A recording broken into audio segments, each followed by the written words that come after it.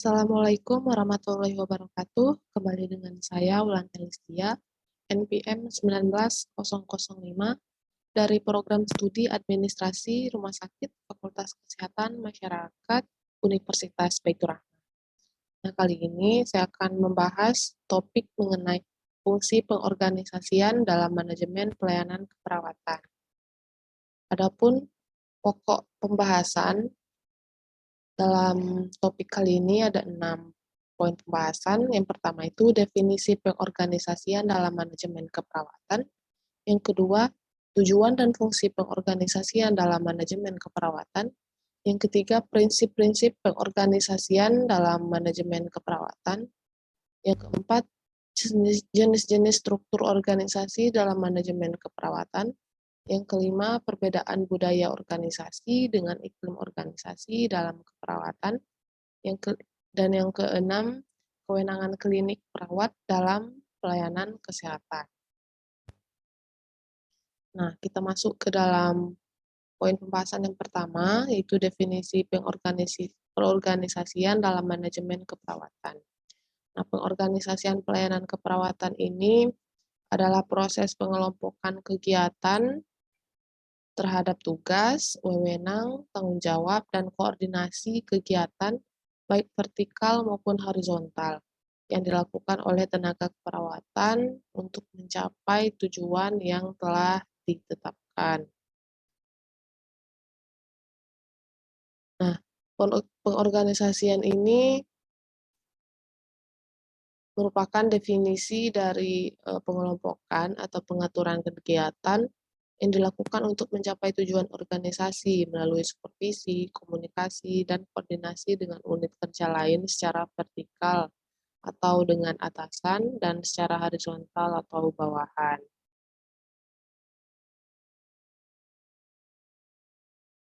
Nah, selanjutnya tujuan dan fungsi pengorganisasian dalam manajemen keperawatan. Yang pertama itu mencapai tujuan organisasi.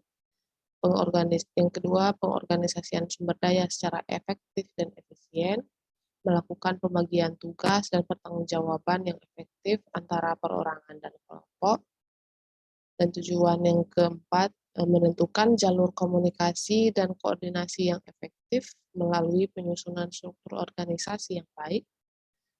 Selanjutnya, melakukan pengambilan keputusan secara tepat, melakukan pengawasan kegiatan-kegiatan organisasi secara efektif melalui supervisi, dan yang terakhir itu melakukan antisipasi terhadap berbagai perubahan yang mungkin terjadi dengan melalui penyesuaian yang penting. Nah, ini dia ada 7 tujuan dan fungsi dari pengorganisasian dalam manajemen keperawatan. Nah, selanjutnya masuk ke poin pembahasan jenis-jenis struktur organisasi dalam manajemen keperawatan. Nah, di sini ada 3 jenis struktur organisasi dalam manajemen keperawatan. Yang mana pertama ini ada organisasi lini, yang kedua organisasi staf, dan yang ketiga itu organisasi lini dan staf, yang mana gabungan dari organisasi lini dan staf.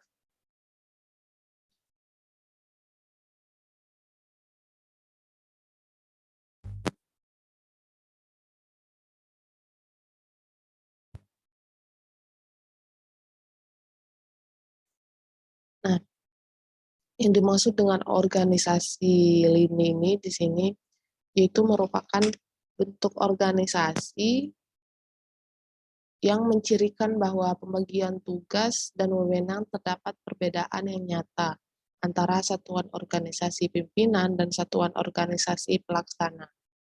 Nah, di sini peran pimpinan itu sangat dominan. Segala kendali di dalam organisasi ini ada di tangan pimpinan, dan dalam melaksanakan kegiatan ini yang diutamakan adalah wewenang dan perintah.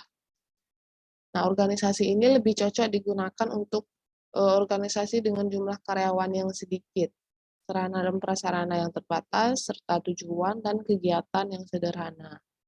Nah, bentuk organisasi lini ini mempunyai keuntungan pengambilan keputusan dapat dilaksanakan dengan cepat, kesatuan arah, dan perintah lebih terjamin, serta koordinasi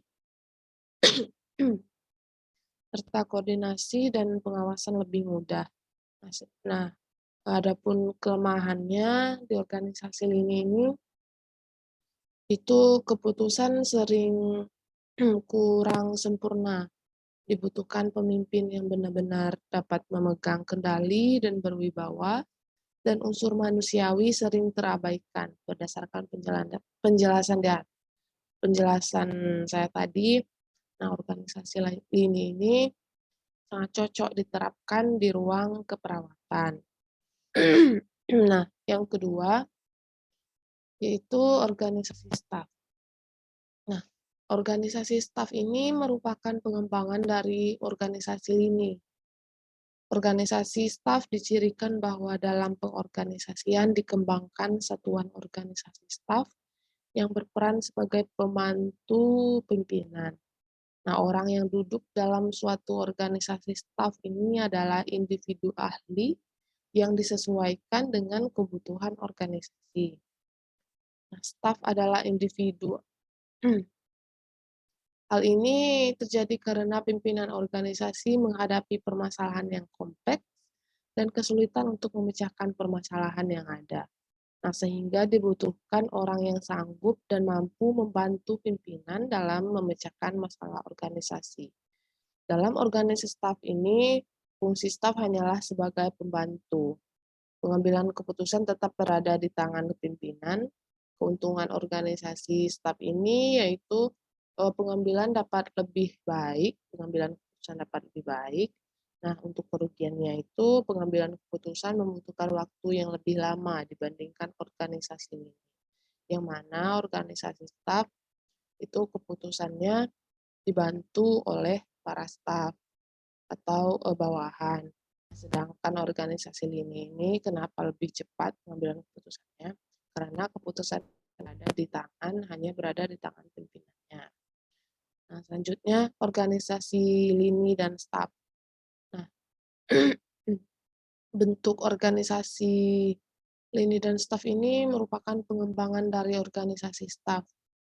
Pada bentuk organisasi ini, staf tidak hanya diplot sebagai penasehat, tetapi staf juga diberikan tanggung jawab untuk melaksanakan nasihat tersebut. Organisasi staf ini diterapkan jika permasalahan nasihat tersebut. Organisasi lini staf diterapkan jika permasalahan organisasi sangat kompleks, sehingga staf tidak hanya diharapkan memberikan buah pikirannya, tapi staf juga harus membantu pelaksanaannya. Nah, keuntungan dari organisasi lini staf ini adalah pengambilan keputusan lebih baik karena pengambilan keputusan telah dipikirkan oleh sejumlah orang, yaitu pimpinan dan juga bawahannya. Jadi bukan hanya staf ataupun bukan hanya pimpinan yang mengambil keputusan. Nah, keuntungan selanjutnya itu tanggung jawab pimpinan berkurang karena pimpinan dapat lebih memusatkan perhatiannya pada masalah yang lebih penting, serta pengembangan bakat dan kemampuan dapat dilakukan sehingga mendorong tanggung jawab kerja yang baik.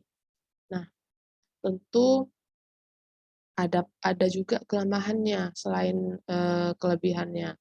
Adapun kelemahannya itu adalah pengambilan keputusan memakan waktu yang lebih lama lagi. Nah, jadi organisasi lini dan staf ini memakan waktu lebih dari organisasi staf. Dan dapat menimbulkan kebingungan pelaksana jika staf tidak mengetahui batas-batas wewenangnya. Nah, seperti yang saya sampaikan pada kalimat di awal tadi, yaitu struktur organisasi pelayanan keperawatan di ruang rawat menyesuaikan dengan metode penugasan yang diterapkan. Nah, itu dia tadi penjelasan dari ketiga jenis struktur organisasi dalam manajemen keperawatan. Selanjutnya, prinsip-prinsip pengorganisasian dalam manajemen keperawatan. Nah, di sini ada 4 prinsip. Yang pertama itu ada pembagian kerja. Nah, pembagian kerja ini dimaksudkan untuk dimaksudkan bahwa semua pekerjaan dibagi habis kepada semua staf. Jadi tidak hanya satu orang atau satu individu saja yang memegang pekerjaan, tapi dibagi rata kepada semua staf sampai kerjaan itu habis.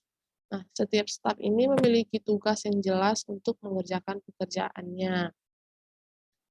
Untuk menghindari kesalahan, maka manajer perawat hendaknya mengerti karakteristik tugas, tanggung jawab, dan wewenang stafnya. Job description, pengembangan prosedur, dan deskripsi hasil kerja diperlukan sebagai rambu-rambu pembagian kerja, agar pembagian kerja itu baik dan tepat. Selanjutnya, yang kedua itu prinsip pendelegasian tugas.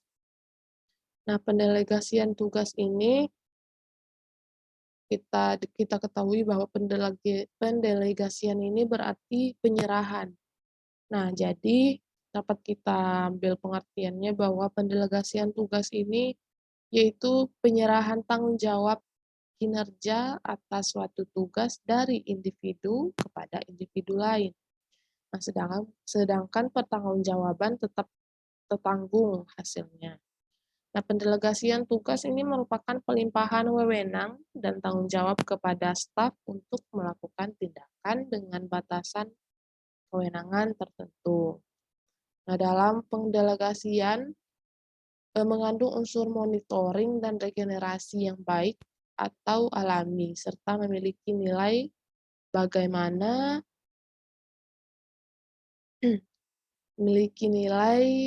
bagaimana mengelola sumber daya yang efektif dan efisien dengan kemampuan terbatas.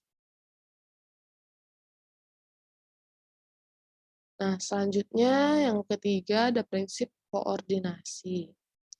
Nah, prinsip koordinasi ini adalah suatu kegiatan melakukan komunikasi dan hubungan dengan pihak yang terlibat dalam melancarkan kegiatan agar terjadi nada atau irama yang sama sehingga terjadi keselarasan tindakan, usaha, sikap, dan penyesuaian antar tenaga yang ada di tempat kerja. Nah, koordinasi efektif bisa dilakukan dengan cara yang pertama membangun komunikasi dua arah baik dengan atasan maupun bawahan. Nah, dan dengan membiasakan melakukan rapat formal, melakukan pelaporan dan pencatatan yang teratur dan berkelanjutan, dan membuat pembakuan formulir-formulir yang dipakai dalam semua kegiatan sebagaimana bukti tanggung jawab dan tanggung gugat. Nah, yang terakhir ini ada prinsip manajemen waktu. Nah, manajemen waktu ini biasanya digunakan oleh setiap orang untuk melakukan aktivitas saja. Jadi bukan hanya dalam manajemen keperawatan, namun dalam kehidupan sehari-hari itu juga setiap orang juga menggunakan manajemen waktu. Nah, kemampuan mengelola waktu ini merupakan capaian keberhasilan seseorang.